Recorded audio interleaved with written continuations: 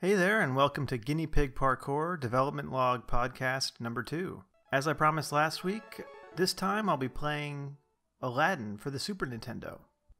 Now I'm going to be playing games that inspired me as a kid, as well as inspire me today, and inspire me as far as what kind of things excite me in video games, and what kind of things I want to create for a video game. And I think Aladdin is a good place to start. The first reason why Aladdin has special significance to me is that the movie Aladdin was easily one of my favorite movies as a kid, and definitely was my favorite animated movie at the time. It was one of those movies that I'd watch every day. So getting a game based on it was really exciting for me at the time. And because it was a game based on an animated movie, there was obviously an attempt by the game makers to capture that essence of the animated film. Now there's a debate online, and probably back then too, about which version of the Aladdin video game is better, because the Aladdin for the Super Nintendo is a completely different game than the Aladdin for the Genesis. And as an animator, I might be expected to like the Genesis version better because it was actually animated by Disney animators and has more fluid animation. But to be honest, I actually haven't played that one. I really should. I should play it. But this is the one that I grew up on. And even though the animation may be not as smooth and impressive as the Disney animated version, it's a game by Capcom, and the mechanics of the game are very satisfying. And the adaptation of the animated characters into pixel art is done in a satisfying way as well. Maybe in a future podcast I'll try out the Aladdin for the Genesis for the first time, and I can capture my impressions of a game that I haven't played. But for now, we're going to talk about this game, which has actually greatly inspired me and has a very big influence on Guinea Pig Parkour. So the first thing I notice when I start the game is that it looks like a scene. This looks like an environment from the movie. There are characters in the background. The enemy is a human character from the movie. Abu is a sidekick character who follows you around. And even though it's pixel art, it has that animated quality to it. Now, part of the reason is because every element has depth to it. So most platformers that you see are very flat, and Mario is a good example, where each ground plane is completely flat. You do not see the top of the ground plane. You see the side, and the top is represented by a line. You don't actually see the surface of the ground that you're standing on. So every surface is represented by a line in, I would say, most 2D platformers that I've seen, although I could be wrong about that. And so immediately what stands out about this game and games like it is that you see the tops of all the different surfaces that you can stand on.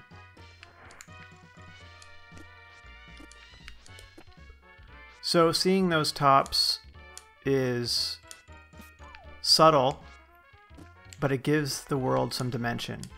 And so it doesn't look like a set of level pieces for a game. It looks like a cartoon world that you're interacting with. So that's a key element that I knew I wanted to capture in my game, which was feeling like you're in a cartoon world and not feeling like it is a video game platformer, a video game with a series of platforms where it's not representative of a world, but more just elements you interact with as a player. Here's a good example of this side of this building. That's something you wouldn't see necessarily in a Mario game or a typical platformer, is the side of a background element. See the very far back where you just see the flat plane of the wall? That's more like what you would typically see in a platformer, is sort of the one side of an element, and that's it. So that's definitely something that helps you feel like you're in a world. And they have a very specific strategy to making all the elements consistent, and that's something I had to figure out myself, which is when you make a drawing of a scene, you try to draw it in perspective. But perspective means that each background element is placed in the specific scene, in the specific camera angle that you're looking through. And so objects on the left side of the screen will point towards the vanishing point, and objects on the right will point towards the vanishing point, and they'll be at different angles. Well, you can't really do that in a video game unless it's a 3D game that's generating that perspective. When you're doing a 2D game with static objects, then you have to figure out how to make it look like it's sort of in perspective, even though the perspective never actually changes. So their solution to that was to show you the top of these elements, but not to show you the sides of any platform you're standing on. So every platform shows you the top, and then the left and the right side go toward the middle of the platform to give the illusion that the vanishing point is right where you're standing. That's a good solution because then you don't have to worry about seeing the side. Say if you're on the far right side of the screen and you were to see the left side of an object, and in normal perspective you wouldn't be able to see that. Can create a weird disconnect to the player. So by not showing you the sides to any of these platforms, they're able to sort of trick you into thinking that the vanishing point is always in the center of the screen. So that's a good strategy. What I don't like about it, though, is, as I was saying, you feel like I wanted it to feel like you inhabit a world, and I feel like, see, here's an example where you can see the side of this ramp and this side of the ramp. So they found an exception here where, because of the layout of this section of the level, they were able to show the sides of these ramps and it doesn't create an issue. And that gives it a little bit more dimension, and that's what I like.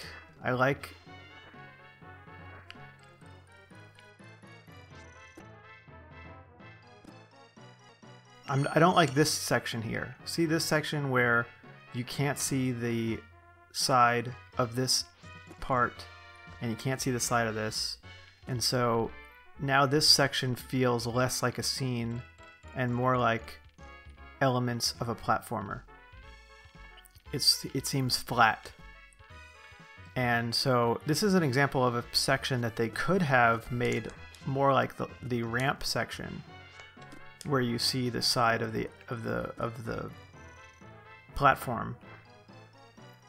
But that just wasn't their strategy. You know, any strategy you implement, if you're consistent about it and it's not a strategy that is confusing to the eye, the player will probably get used to. But I'm trying to achieve a specific goal with my project. So one of the goals is to make it feel like you're inhabiting a real cartoon world.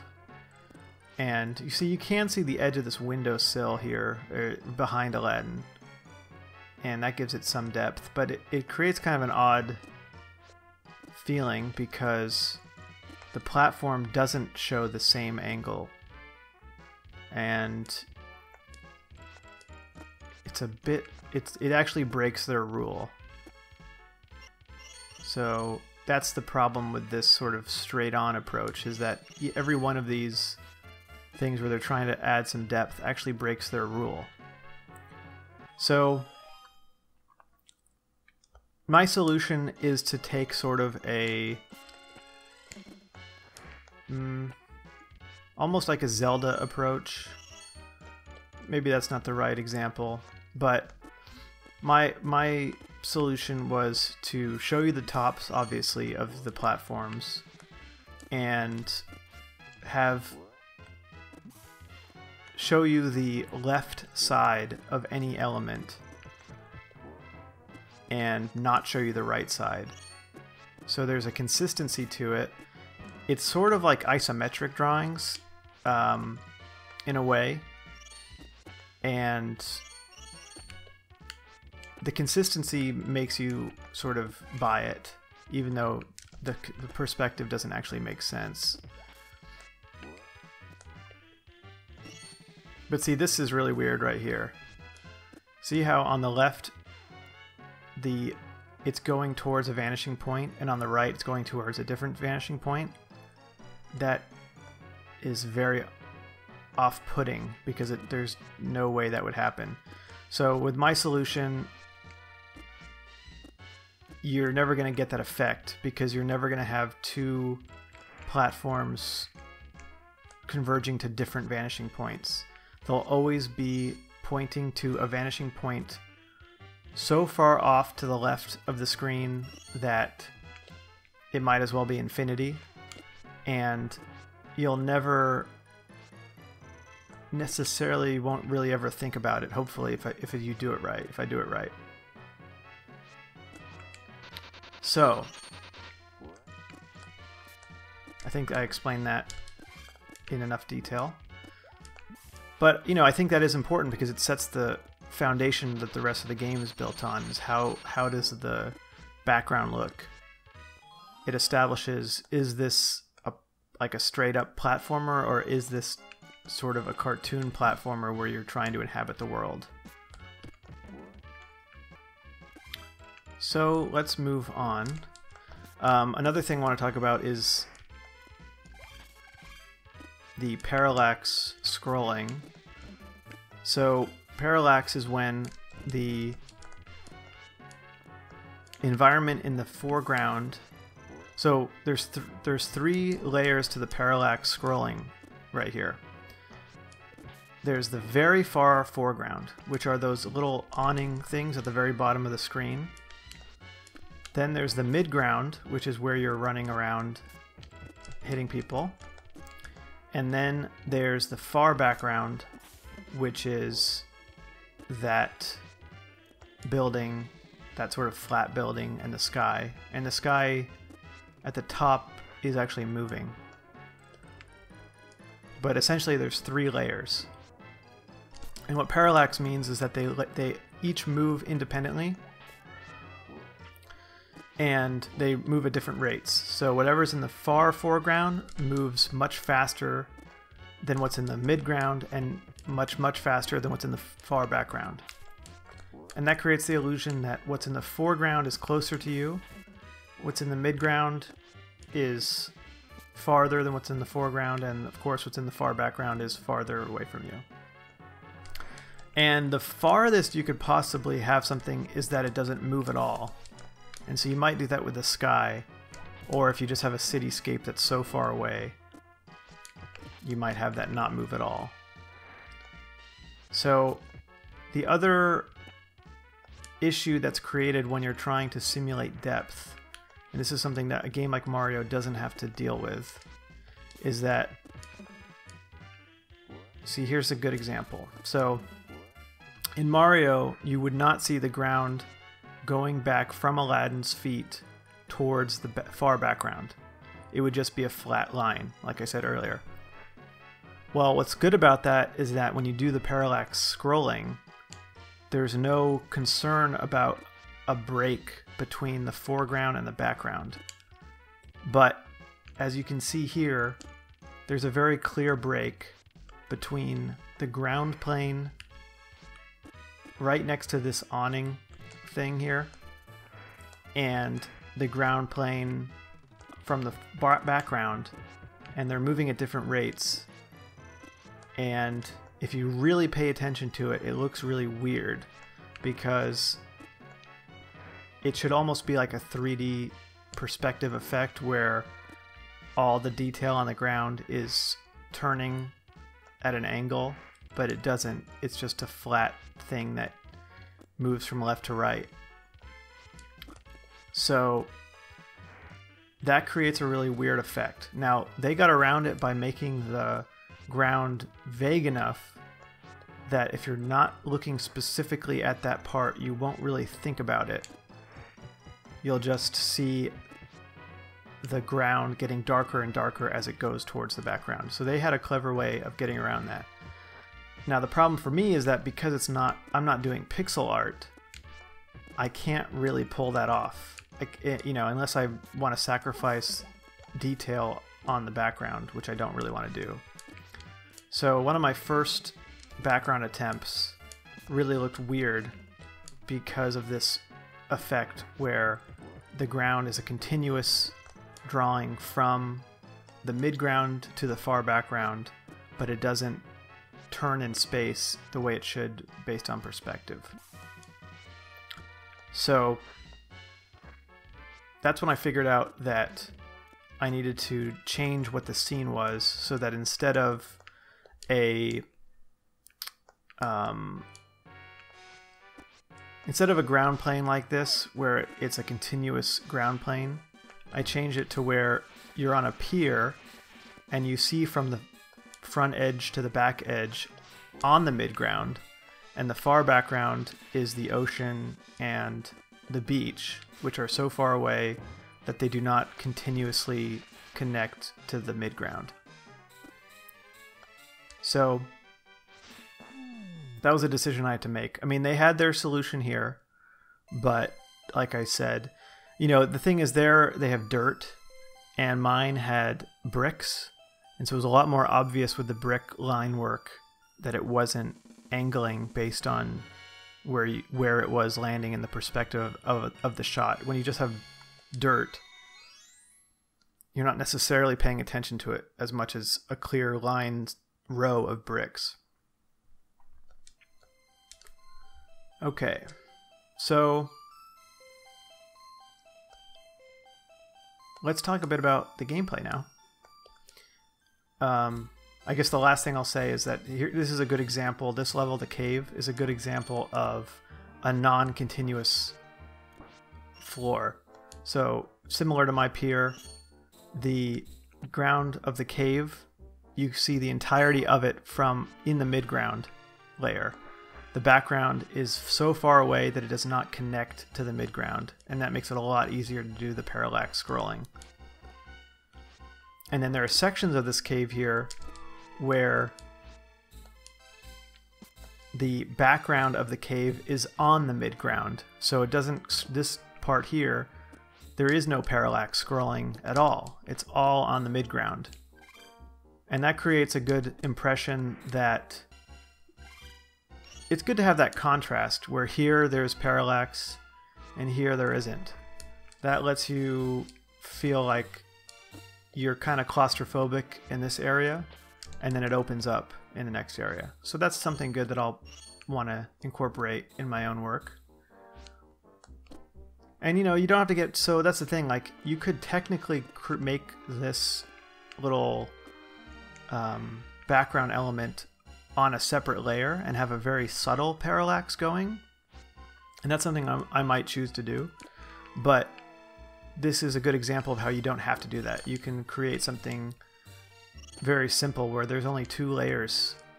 In this scene, there's only 2 parallax layers, and it's very effective. so you don't need to overcomplicate it. You know, one of my early tests was to have like 8 parallax layers, but it's not necessary. It's not really what you're paying attention to as the player. So 2, you can see 2 is more than enough.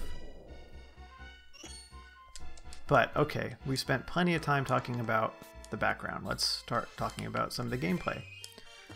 So obviously with Aladdin, the reason why it relates to guinea pig parkour should be fairly obvious, besides the cartoon influence. As far as the gameplay, Aladdin is based on a few core mechanics, and they're all based around parkour. I don't know if they would have called it that back then, but the idea of interacting with the environment. So in a Mario game, you jump on the ground and you jump on enemies' heads, and that's your interaction. But here's a good example where, as Aladdin, you grip this stalactite and you flip off of it. You can grab the edge of a platform and climb up. So it gives the environment more interactivity. And that's what the whole game is based around, is like this rope. Everything is based on these few moves that allow Aladdin to interact with his environment. And so it's very satisfying to the player, because everything you see in the immediate midground, every platform, is something that you can not only jump on, but you can also interact with. And so that's something I really like. I really like platformers that really allow you to interact with everything you see. So like, even though I really like Donkey Kong Country, something I noticed about it playing recently is that it doesn't allow you to interact with much. Like, you can jump on creatures, you can pick up barrels. You know, picking up stuff is a form of interaction. But it's basically, you can pick things up and you can jump on enemies. But there's nothing else in the environment that you can really interact with. You know, there's specific things like barrels that you can jump into and shoot out of. But it's, in some ways, it's the complete opposite of Aladdin, where in Aladdin, everything in the background is made for you to interact with. So that's the direction, obviously, I want to go in with a parkour game, is that everything is something you can jump on, swing from, climb up, grab onto.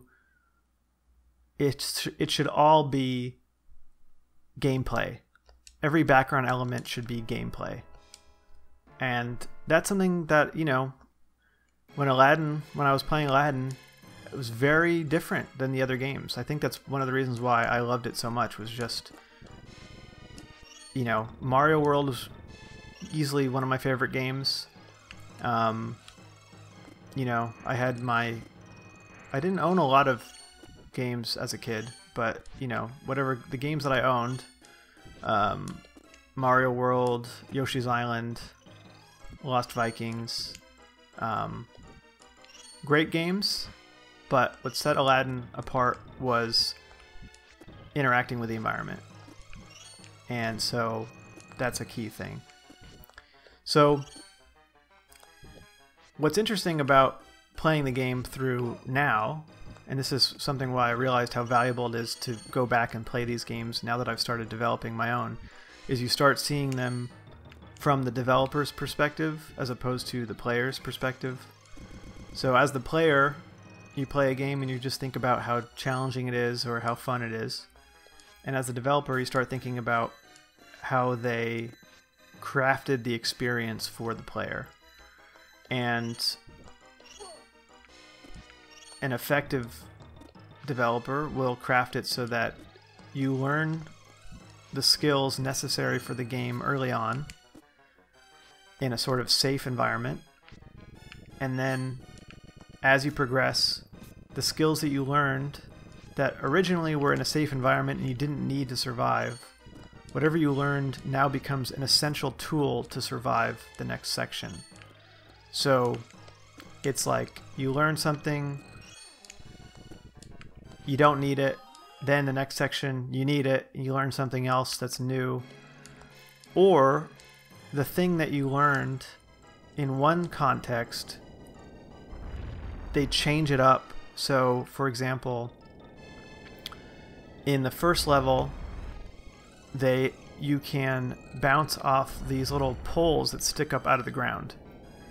And so that's a very safe way to use that mechanic, which is there's a pole on the ground, you can jump on it and flip off of it, but you don't need to.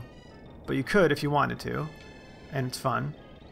And in that last lava section that I was just playing, that same mechanic is used, but now it's being used on these little spikes coming out of the lava that go up and down. So now you have to time it, or else you fall into the lava and get hurt. So it's important to introduce the player to a skill, teach them that skill in a safe environment, and then up the ante for every section. So that's something I started noticing. And like, here's a good example. You can jump on these enemies, right? And you learn that early on that you can jump on the enemies. But now there are sections where if you jump on the enemies and you miss, you'll fall into a pit and die. So that's very unsafe. And same with these genies. You can grab onto the edge of the genie. Well, now if you don't grab on correctly, you die. And they're moving around. So you have to time it, and you have to be very careful about it. You can't make a mistake. And here's that to the nth degree, where each platform, you have to quickly get on it before it disappears. They're one of 3 of the different types of platforms you interact with. You can either land on the ground, swing off the ring, or do this bounce from the pole, just as you did in the lava level.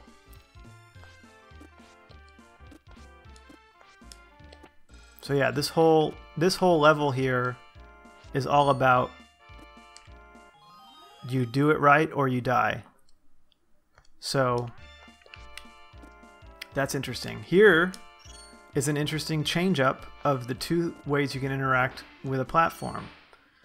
So usually you have a swinging motion, like a pole, like this. You can swing on it and it's stationary. But with these balloons, you can now you have to time it, so because they're moving up at a certain rate. And when you swing, you are swinging as you're moving up. And if you don't swing off in time, then it will pop. So you have to time it, you have to be quick about it, and you have to line up where you're swinging with where you're being carried to. And not only that, they combined that swinging action with the ground flip action, where you can jump on the top or you can swing on the bottom. So now they're giving the player a choice as to which version of the interaction they want to go with. That's a key thing too, which is obviously this is a very linear game. You go from left to right and then you win. That's not how my game's going to be. Mine's going to be structured more like Mario 64 or, any kind of open world game where you can choose your missions, choose your different goals, and explore them, in that open world way. But it's an good example of, in a linear game, still giving the player a choice as far as, okay, you can get through this section, but you can choose how you get through it. You can get through it by jumping off the top of those balloons, or you can get through it by swinging off of them. Oh my gosh, I don't know if I've ever gotten that little genie. That's amazing. For years, I mean, since I had this game as a kid, I've always tried to get that little genie square in that bonus game, and I've never gotten it. And now when I wasn't paying attention, I just got it. Well, I guess that's what it takes. That's crazy. And it just, what did it do? It gave me like extra heart or something? I've always wondered what it did, and now I wasn't paying attention. I guess it just gave me an extra heart. Yeah. Interesting. Weird. Alright, anyway. So, the other thing I'll talk about is just the creativity of these genie levels. Like, these genie levels have nothing to do with the movie. And, oh man, I loved these as a kid. Like, this part here, where the genie squishes down and he bounces up and it springs back and forth. Man, this is where I really had fun thinking of it as a cartoon. And they were very imaginative with this completely made up world and how they could make all this like fun animated stuff happen. And the expressions when you jump on the platforms, he's happy and then he's stressed out. You know, those little details give the game personality and they make you remember it. Like this is easily the most memorable section of the game because every little part has a little personality to it and it's weird. It's like offbeat. That's the kind of stuff I want to incorporate. Like I thought it was so funny that Genie is smiling so wide here and then you pop his head. I thought that was so funny as a kid. I just loved popping this smiling Genie. And then, you know, even when you hang on the bottom and he's worried about it. That's fun to me. I like those details. So that's the kind of stuff I'll want to incorporate, is that fun, goofy sensibility where the other characters in the game react to your character. That's what I want it to feel like. I want to feel like it's not a given. You know, it's kind of like in Assassin's Creed where sometimes they'll say, what is that fool doing when you're running across the buildings? You know, something like that, only funnier. I mean, it's obviously that's a more realistic game. But I love the idea of you're doing all this crazy stuff and the other characters not taking it for granted that you would be doing that, you know? So, and it, you know, in like the Genie level, it's funny to think that all these platforms are just there in that world, and then Genie is like surprised that you're using them, even though obviously for the game the whole idea of those platforms was only so that you would use them. But I like that. I like that it sort of creates its own reality, that these platforms are not there just to be used. They're part of the world. And in a level like this, it's a more straightforward version of that. But that's part of that world building. That's part of that making it look like a scene instead of making it look like a series of platforms. And again, I'm not saying that is bad. I'm just saying that for the type of game that I want to make, I want it to feel more like a cartoon and less like a straight up, you know, series of video game elements. But here again, I was thinking about this too. See, like here again, they have the timing of flipping off the top of these things. First it's up and down, then they're going around in a circle, then they're going backwards in a circle. If you don't time it right, you fall into the spikes, so it's dangerous. So, and then here you die. They're diagonal, which is really hard. You have to like stay on this one before you can go over to this one. So that's really hard. And if you mess up, you die. And of course they have their gems that are hard to get and are bonuses. So that's another thing I should talk about too, which is in the most simple way possible, they added replayability to this game. So obviously the straight up way to beat it is just to go left to right in every level, beat the bosses, you beat the game. It takes about know. I think it takes about 45 minutes. I mean, when I was in college, I actually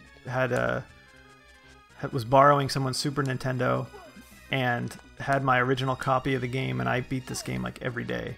And I think it only took like 45 minutes. But anyway, what was I saying? I forget. Anyway, what that made me think of just then with that guy is that every enemy up until this point you could throw an apple at and it would stun him. And that's the first enemy you encounter where you throw an apple and it doesn't stun him. So that's something I've been paying attention to, which is certain enemies react to certain attacks, and you have to learn which attacks are effective on which enemies. So, you know, there's not a lot of variety in this game. I mean, a game that really does that is Crash Bandicoot 2, where you have to slide to hit an enemy that has spikes at the top of his head, so you can't jump on the top of his head. You have to slide and hit him. And other enemies have spikes at the bottom, so you can't slide, and you have to jump on their head. That's a classic example. Oh, I think I was talking about the replayability. So here's an example of, you know, you beat the game, you go left to right, and that's how you beat the game. But then they make it so that a secondary way to beat the game 100% basically is to get the red gems, get all the red gems, and they're hidden in various places. They're hard to get, and it really does add a lot of. It's funny how something so simple does add replayability to it, because it changes how you're thinking about the game. It changes what you're looking to do. It makes it more challenging, and I don't know, it's interesting how something so simple like that can add some more value to the game. And I don't know if I've ever actually gotten all the red gems. I've gotten close. I might have done it once when I was a kid. I've gotten close.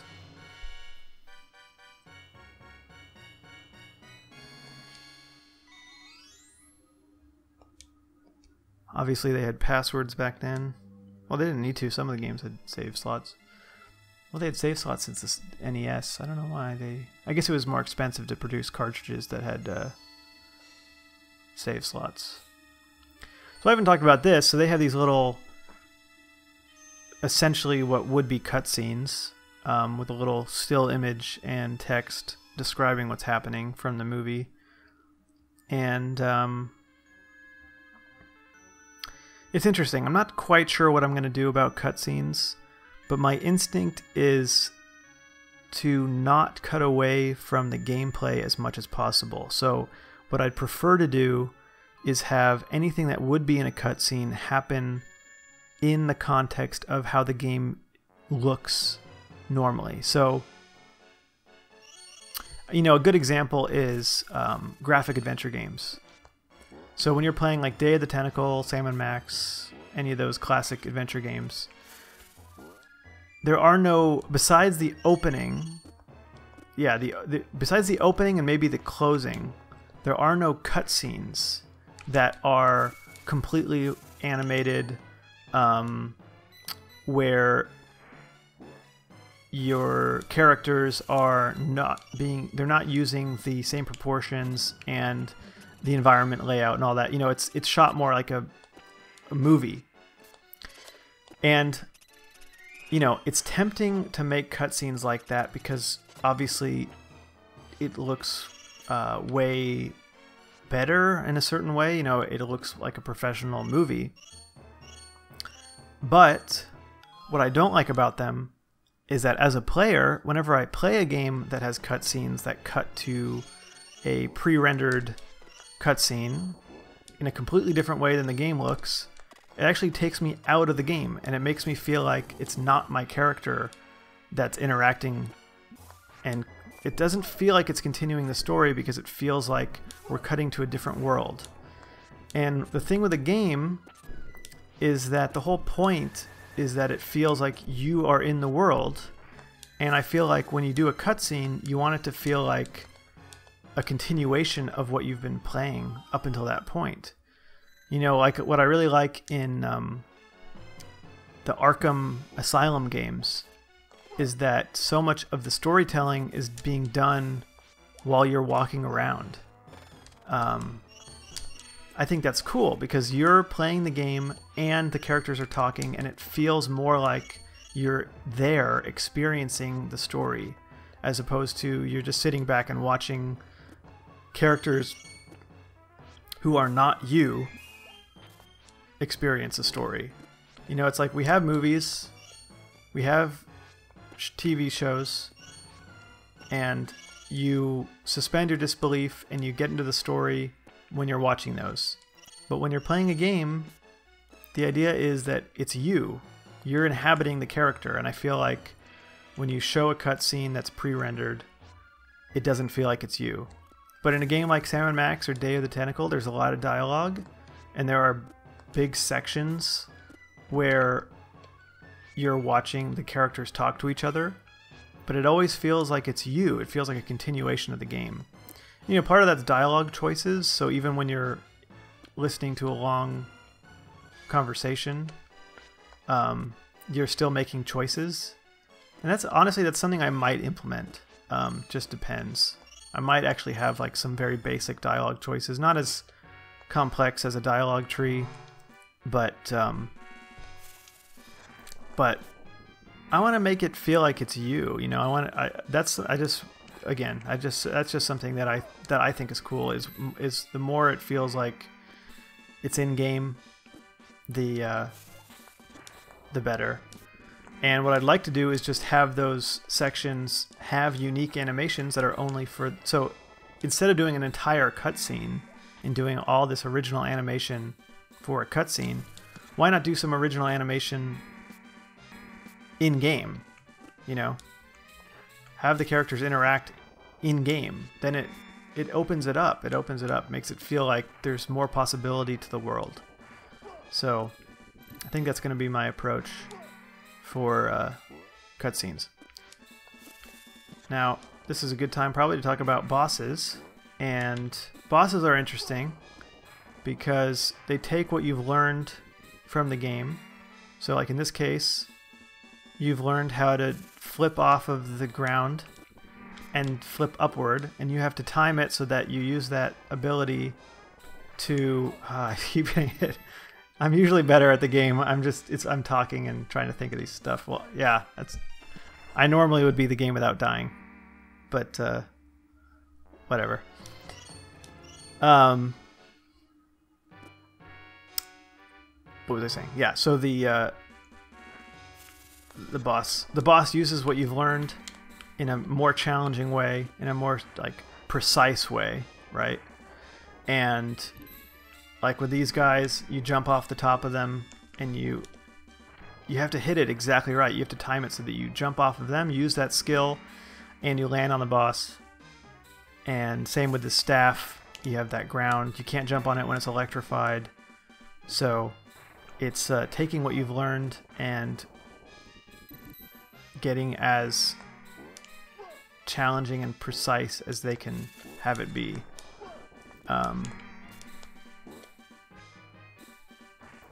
And of course, the other thing with bosses is that they have to establish a pattern. So very quickly after meeting the boss, you have to figure out what's the pattern, because otherwise it gets really frustrating if the pattern's not easily discernible. If there's some like really there's a pattern, but it's so complicated that there's no way to figure it out, I hate that. So I think it's really important to establish a pattern very early on. Wario Land, I haven't played all of them, but Wario Land 4, probably the Wario Land Shake It, I haven't played that in a while. They have an interesting way of establishing the pattern where the first set of pattern, again, kind of like what I was saying about level design, the first time you encounter the pattern is very safe, and then after you beat the first round of the pattern when it's safe, then it becomes dangerous, which is probably a good way to do it. because I don't think killing the player before they understand why they're dying is fun. I think if you die in the game, it should be because you knew what you're supposed to do and you failed to do it. I think dying in order to teach you how to play the game is really frustrating. And that's something that obviously back in the old days was a key. You know, that's just what they did. But I think nowadays that would be considered very bad game design.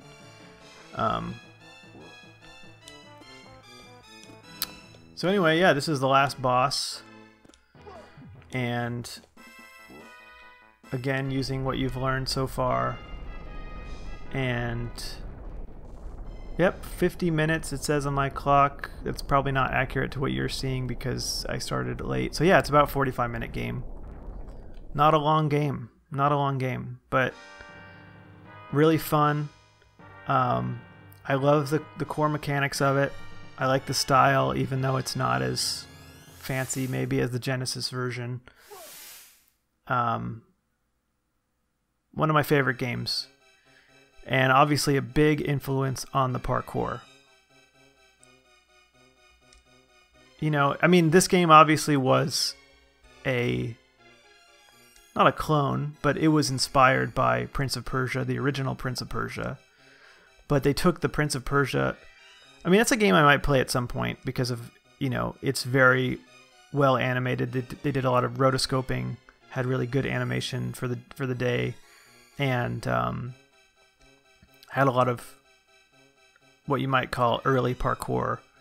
But the difference between this game and Prince of Persia is that Prince of Persia is not easy to control. It's very unwieldy. You press the jump button and you jump forward. It's not like Mario where you jump and you can change direction mid-jump. It's like, it's realistic. And it's fine for a game like that because it's more of like a puzzle game, sort of. But in an action game, like in an action platformer, you need to have unrealistic control over the character. So that's something that Aladdin did. It took the Prince of Persia idea of like interacting with the environment, climbing on platforms and stuff, but made it so it's way more in your control, a lot more satisfying, and more of an action game than a puzzle game. But see how this cutscene here is using the in-game graphics? I prefer that to the full scene drawn out, because it feels like, well, that's who I am. I'm that little pixelated version of Aladdin. That's what I've been playing for the past 45 minutes. I don't want to see a drawing from the movie. Like, I've seen the movie. I can watch the movie. I want to inhabit this version of the character, this version of the world.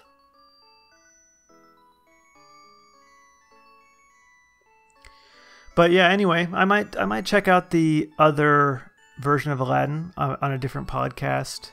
I've also been playing a lot of other Disney Capcom games that I had never played, like Bonkers, which I didn't even watch that show, but what were some other ones? Well, this wasn't Capcom, but Cold Shadow, Maui Mallard Cold Shadow, which was like a Donald Duck game. I guess that was actually developed by the Earthworm Jim people, which you can tell sort of based on its style. But anyway, well, thanks for watching. That was fun. Obviously, I won't be able to beat every game I play on here, but this is such a short game that, and I know it so well that it's, you know, why not? And there was plenty to talk about. So, hope you enjoyed that podcast. And once again, I'm going to go ahead and remind you about my Patreon. And the Patreon, basically, it's just your chance to support the development of the game. The more we raise on Patreon, the more time I can put into the game, and the faster the game will be released. You know, if at some point the game development through Patreon became my full-time job, which is, you know, in the realm of possibility if there was enough attention put forth for the game. If that happened, then the game would come out at the very minimum in half the time, because I'd be able to put in double the amount that I'm putting in right now, if not triple. So Patreon could really, you know, take the development process and kickstart it, boost it, give it a rocket boost, and the game could come out in much faster time period than it will right now, as I can only dedicate, you know, a certain chunk of my day every day after I've worked a full day doing data entry. So consider throwing in $1. You know, you throw in $1, you sign up, you forget about it, but for me it's really helpful. Like I said before, $1 is 6 minutes of development time, and you're increasing the number of patrons on the Patreon page, so you're giving more social proof to the project. So when new people discover the project, they'll go, oh, it has this many patrons, maybe I'll become a patron. It just makes it feel more real. So gotta throw that in there at the end. But thanks for listening to the podcast, and I will see you next time.